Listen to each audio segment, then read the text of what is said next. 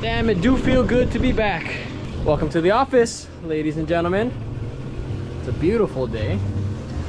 Beautiful day. Engines are running nice. Sunrise was epic.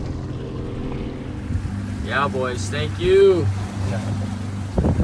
It's a little bit nippy today. A little bit of a cold front in Hawaii right now. Weather was, I mean, the temperature dropped to like 60, 50 something, which is absolutely freezing for Hawaii. But this morning it's a little overcast, and the mission is not to necessarily catch fish today, but gonna be breaking in the new engines. Mahalo to Gavin from MI Marine setting this up for me and rewiring everything. Stoked. I brought a Noi today, repping the Nonco's Lycra, and it's gonna be a good day. Let's get it. All right, so part of the break-in procedure is gonna be a very low idle for the first 15 minutes.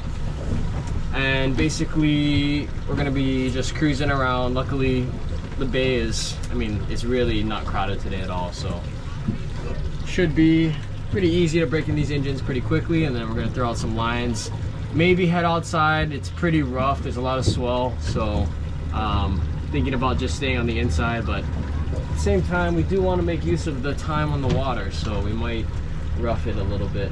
Noi. Yeah, rush him, he says. We'll see. This has been about 2.5 months out of the water. Probably the longest amount of time since I got, well, obviously since I got this boat, but oh, those engines sound nice, man. They're just real quiet and purring real nicely. Should be a good time.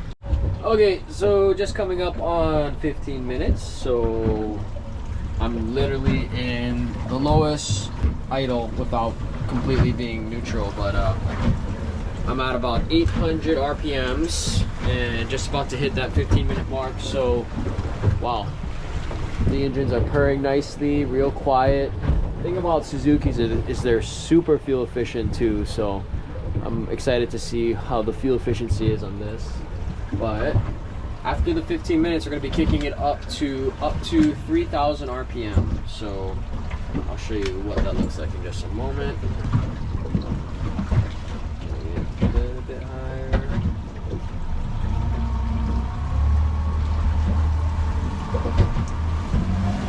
So just getting up on plane.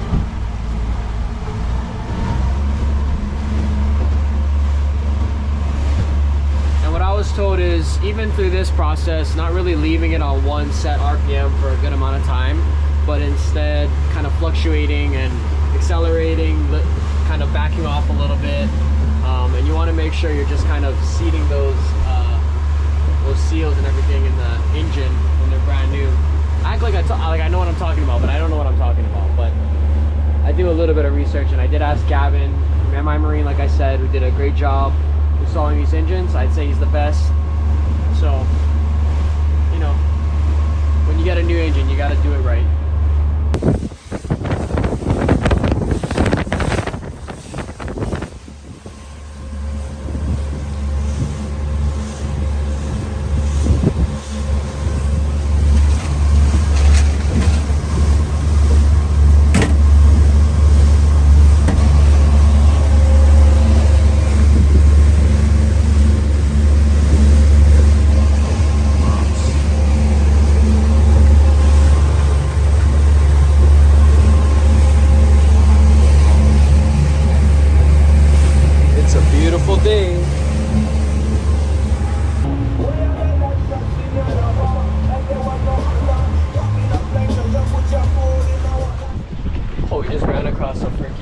Someone's freaking longboard floating in the water.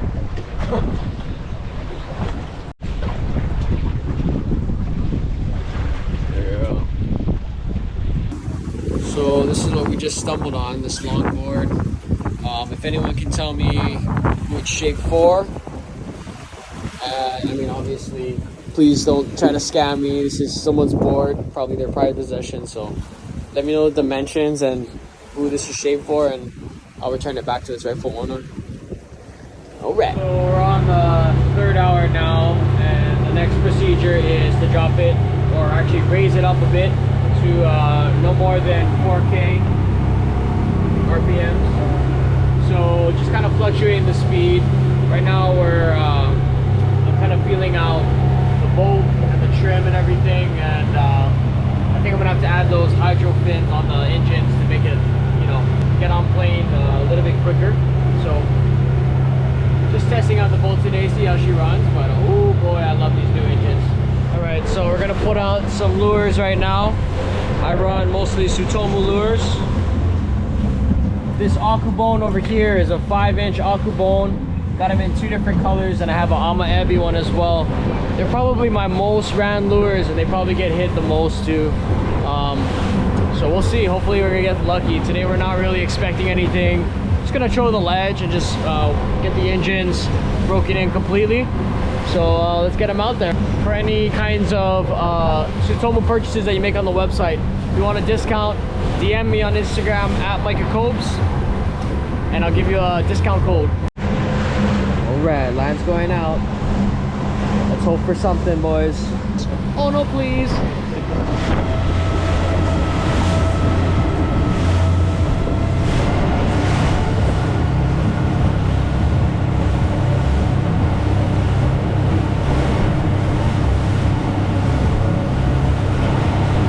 Alright, so tonight's project is installing these Hydrofoils, the SE Sport 300.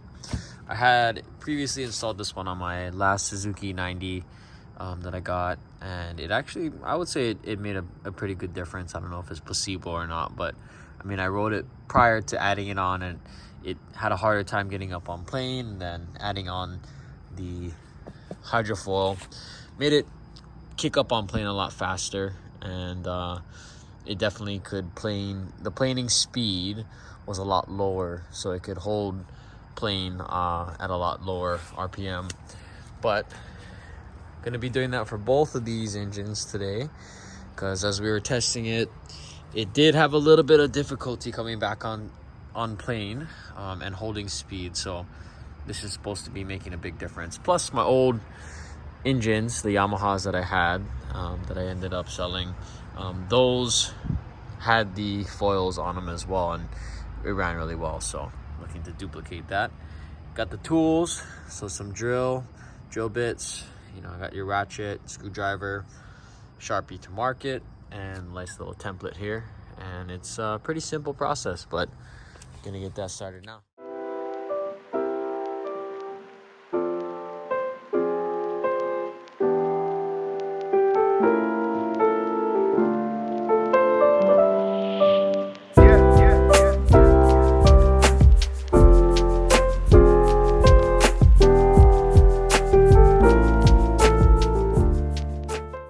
Okay, so after carefully measuring twice or 3 times and drilling once for each hole, you're gonna have a hole in your brand new engine, but it's completely worth it because of the value that these things do or bring to the engine. But so the next step is gonna be mounting the thing on the foil onto the cavitation plate, or I guess this would be, I don't know what it's called. I don't think it's the cavitation plate. I think it's the I'll have to get back to you on that one. But next is going to be mounting on, so the step's pretty easy.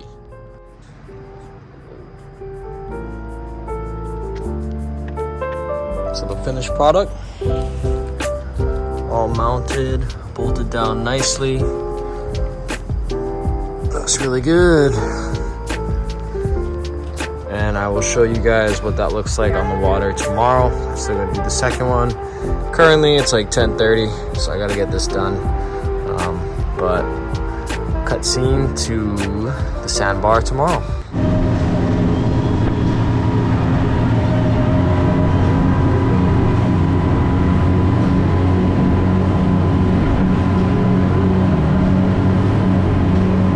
Here we go, on. Oh, bruh. Holy shit, that's the biggest school I've ever seen. Look at that. Drop down, drop down. Only one from that pile. Sad times. we go. Ready? Bring him in! Bring him in!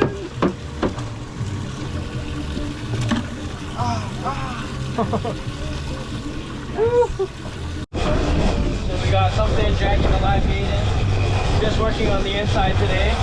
But something's on right now. Or a couple.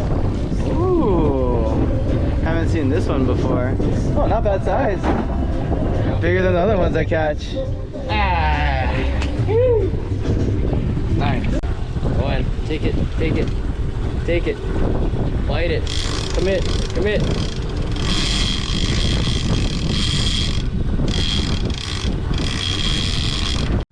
Bye. Help you, guy. Oh, fuck. It's a tiger. Nah, it's like a Galapagos. Bye bye. See you. Let's open this thing up and see how she does.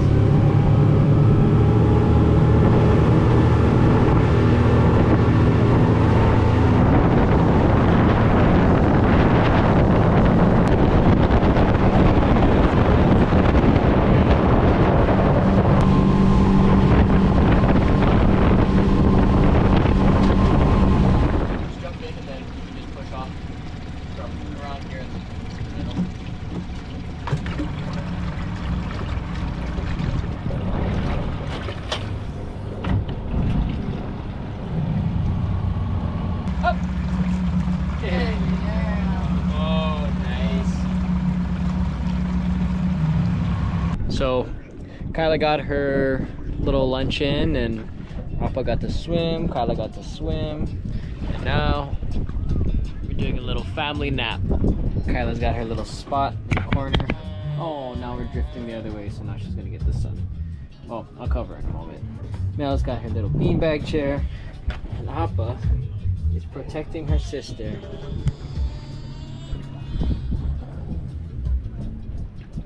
What a nice day.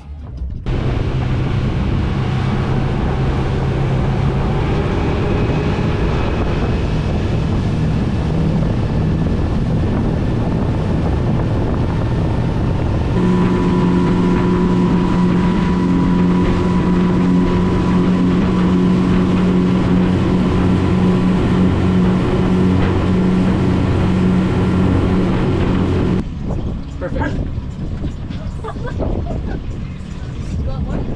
That's good. Yeah. And just hold the ropes. She's looking birdie. She's looking real birdie. All right. Wow, beautiful conditions today too.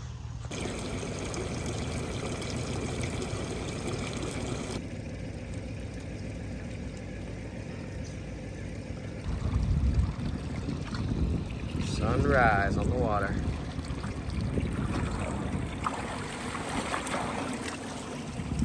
Wow. Wow. Beautiful.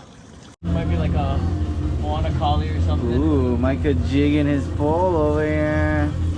Oh, never mind. Oh, Hoggy! Plug! Oh, what do you have to say for yourself? That's a weird looking Moana collie. Unreal. Okay, so a couple people asked me to do a segment on the live bait well that I made. Just a breakdown, quick and easy. These live wells are really easy to make. Go on Facebook Marketplace or Craigslist, try to find a local guy that's just selling one of these hard plastic drums. And this one I think is a 30 something gallon, 33 gallon or so. I'd say at the max this thing can fit maybe like 50 with the amount of water pressure that I have through the intake, but yeah, I mean it can fit a good amount of Rapello in here, which is our primary bait in Hawaii. So two main components. This is going to be the overflow and this pipe right here, and then this pipe is, or hose, is going to be the intake.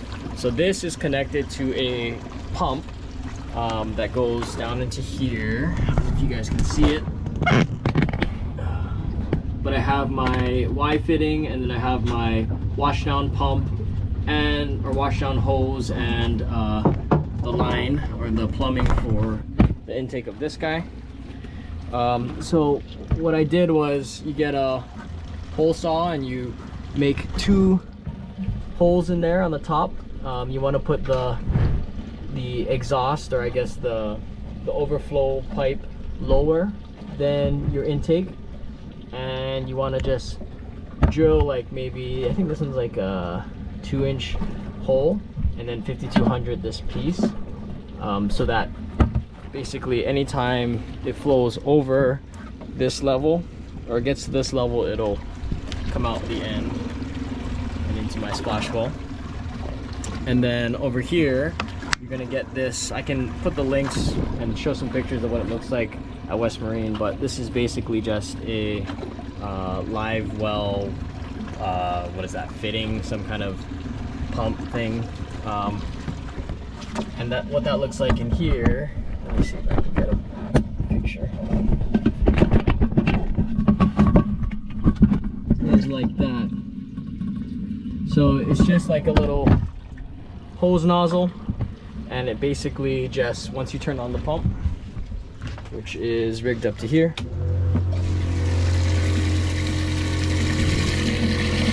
it just cycles the water through there. And you want it to have a pretty strong pump. I forget how many gallons per hour mine's is, but you want to have a pretty strong pump if you're getting Opelu, because they need a lot of aeration in order to survive. The Moanas, or like the little goats that we use for bait, they don't really need as much aeration. They can stay in there. They can stay in a bucket all day. So make sure you have a good one if you're going for Opelu.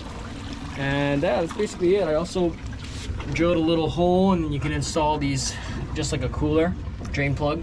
So that's an easy, just water, to release all the water in there. And yeah, I mean, this one came with little handles, and I just used a Dremel to cut out this section over here. Could have done it like this as well to put 2, but yeah, I think one is nice so that they can't jump out. Yeah, there's our little aquarium for the day. It's been a slow day, but hopefully that was enough information on this guy. I installed mine with the intake and the exhaust hose on the same side, so it makes it a little bit easier to mount it in your boat. And then I have it just bungee corded to this shotgun in the middle, in the back. And this little contraption here is just a little platform that I made for this guy, so that all this water comes out over here, and it's high enough to spew it into the splash bowl. So yeah, a little quick and easy. Let me know if you guys have any questions. All right, live well in action.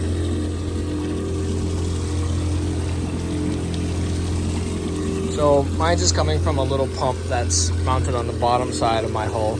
So even when I'm up and running, it still is able to suck in water. Just keeps the Opelu alive until we get to the buoy or longer commutes.